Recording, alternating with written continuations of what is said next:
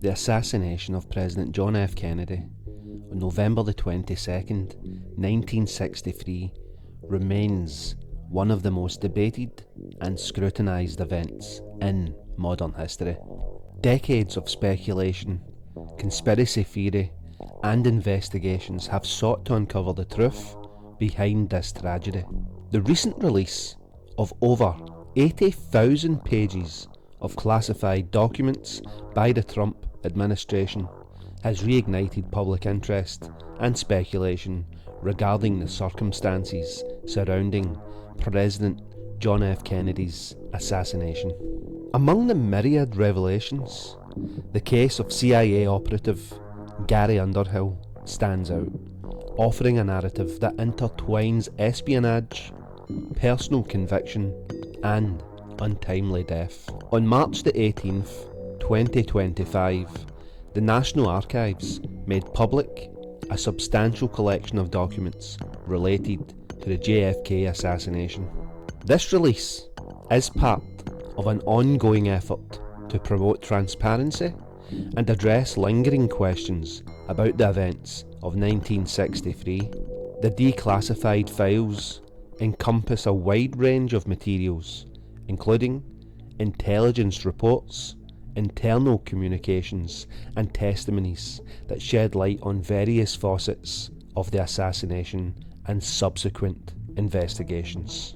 While many of these documents do not provide definitive answers, they offer tantalising glimpses into the shadowy world of intelligence operations, covert activities, and the potential involvement of multiple actors in the president's assassination.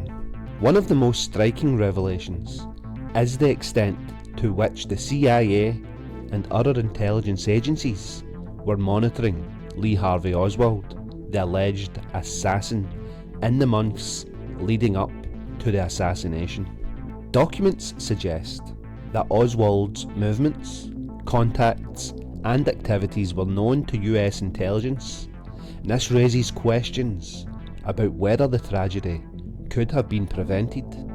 Additionally, the files hint at possible connections between Oswald and individuals linked to anti-Castro Cuban groups, the mafia, and even elements within the CIA itself.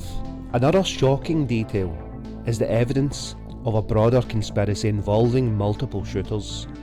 Witness accounts and forensic analysis included in the documents suggest that shots were fired from more than one location. And this challenges the official narrative of a lone gunman. This aligns with long-standing theories that Kennedy's assassination was the result of a coordinated effort rather than actions of a single individual. Amidst the trove of newly released documents, the story of Gary Underhill stands out as one of the most intriguing and unsettling. Gary Underhill, a former CIA employee and military intelligence officer, reportedly left Washington DC in a hurry shortly after JFK's assassination. According to accounts from friends and associates, Underhill confided in them that the CIA was behind the assassination. He allegedly claimed to have inside knowledge of the plot and expressed fear for his own life. According to the newly declassified documents, the day following the assassination, Underhill abruptly left Washington DC and sought refuge with friends in New Jersey. And it was during this time that he confided his belief that a faction within the CIA was responsible for orchestrating Kennedy's assassination. Underhill expressed fear for his own safety, indicating that his knowledge placed him in jeopardy. Less than 6 months after making these allegations, Gary Underhill was found shot to death from multiple gunshot wounds. And get this, the coroner ruled his death as a suicide. The circumstances surrounding his demise have been a subject of debate. Some argue that his sudden death following his claims about the CIA's involvement in the assassination raises questions about the official ruling. Gary Underhill was found shot to death at his home in 1964. However, the circumstances surrounding his death have raised significant doubts. Friends and family members questioned the suicide ruling, noting that Underhill had been in good spirits and had shown no signs of depression or suicidal tendencies. Moreover, the position of the gunshot wounds and other forensic details seemed inconsistent with a self-inflicted injury. The newly released documents have reignited interest in Underhill's case, with some researchers suggesting that his death was a targeted assassination designed to silence him. Underhill's alleged knowledge of the CIA's involvement in Kennedy's assassination, combined with his untimely and suspicious death, has led many to view him as a potential whistleblower who paid the ultimate price for speaking out. The revelations about Gary Underhill and the broader insights from the newly released documents underscore the complexity and transparency of the JFK assassination. They suggest that the official narrative, as presented by the Warren Commission, may have been incomplete or deliberately obfuscated. The involvement of intelligence agencies, the possibility of multiple shooters, and the suspicious deaths of individuals like Underhill point to a web of intrigue that extends far beyond Lee Harvey Oswald.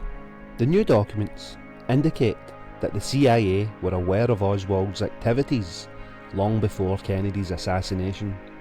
Oswald, a former US Marine who defected to the Soviet Union in 1959 and later returned to the United States, was on the radar of US intelligence agencies. The CIA had files on Oswald dating back to his time in the Soviet Union, where he had attempted to renounce his United States citizenship. His unusual background and movements made him a person of interest. One of the most significant revelations in the new documents concerns Oswald's visit to Mexico City in September 1963, and this was just weeks before the Kennedy assassination. During this trip, Oswald reportedly visited the Cuban and Soviet embassies, allegedly seeking visas to travel to Cuba and the Soviet Union. The CIA was monitoring these embassies at the time and had intercepted communications related to Oswald's visits. However, the documents reveal inconsistencies in the CIA's reporting, including discrepancies in descriptions of the man who visited the embassies. Some researchers argue that this raises the possibility of impersonation or manipulation of Oswald's identity. And this further underscores the idea that Lee Harvey Oswald was set up as a patsy in the JFK assassination. Oswald himself claimed to be a patsy after his arrest, suggesting that he was being framed for the assassination. The documents reveal that Oswald's background and activities made him an ideal candidate for such a role. His defection to the Soviet Union, his pro-Castro activities, and his connections to intelligence makes him a convenient scapegoat. Was Gary Underhill a true whistleblower in the JFK assassination before he was shot dead less than 6 months later at his home in 1964? What do you guys think about this? Comments below, and as always, thank you for watching.